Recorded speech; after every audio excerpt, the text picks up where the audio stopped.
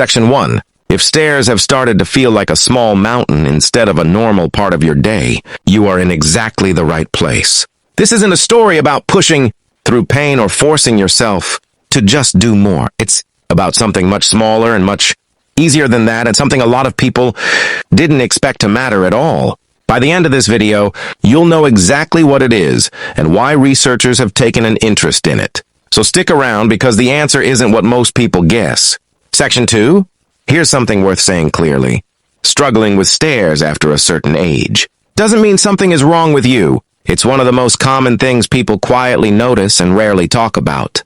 Most of us assume it's simply getting older, as if there's nothing more to the story. But that explanation, while comforting in its simplicity, isn't the whole picture. Researchers who study aging and mobility have pointed to something more specific happening underneath the surface. Something that has less to do with willpower or effort, and more to do with how well blood and oxygen are reaching the muscles that do the work of lifting you step after step. Section 3. Climbing stairs asks a lot from your body in a short burst.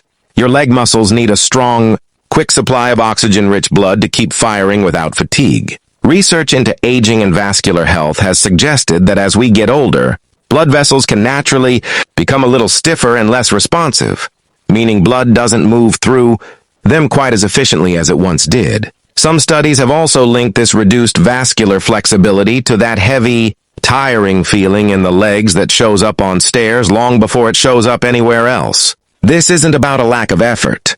It's about circulation. And circulation is something the body can respond to when it's supported the right way. Section 4. This is where watermelon enters the picture.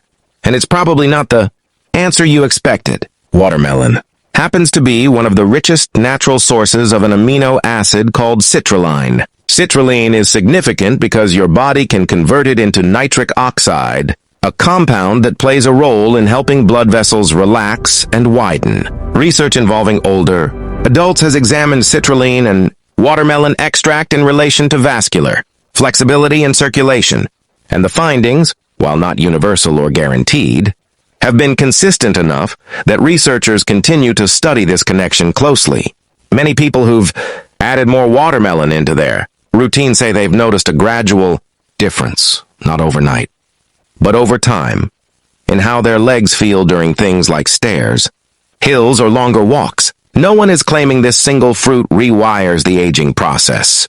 What the research points to is more modest and more believable than that, a small, supportive shift toward better circulation, which stair climbing depends on more than almost any other everyday movement.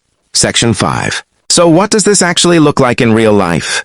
Picture it the way you'd picture any ordinary snack. A bowl of cubed watermelon in the fridge for a warm afternoon, a few slices alongside breakfast, or blended into a quick drink on a day when you want something light and refreshing. There's no special preparation and no complicated regimen. Just working it into meals or snacks you're already having, the way you might with any other fruit you enjoy. Fresh is generally considered the most researched form, though frozen and blended versions retain much of the same nutritional profile.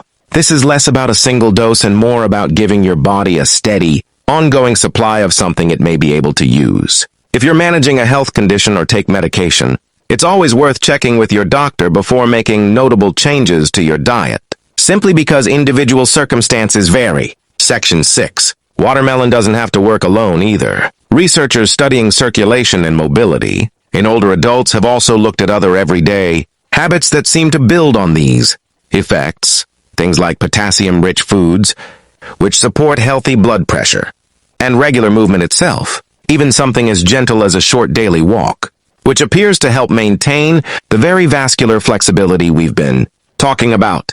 Hydration matters here too, since blood volume and circulation are closely tied to how well hydrated the body is throughout the day. None of these are dramatic changes, but research increasingly suggests that mobility later in life comes less from one big intervention and more from several ordinary habits working together, quietly supporting each other in the background. Section 7. If there's one thing worth taking from this, it's that struggling with stairs isn't a life sentence, and it isn't a personal failing either. It's a signal, one your body is giving you, and one that research suggests can be responded to with small, sustainable choices rather than drastic ones. You don't need to overhaul your entire routine overnight. You just need to start somewhere.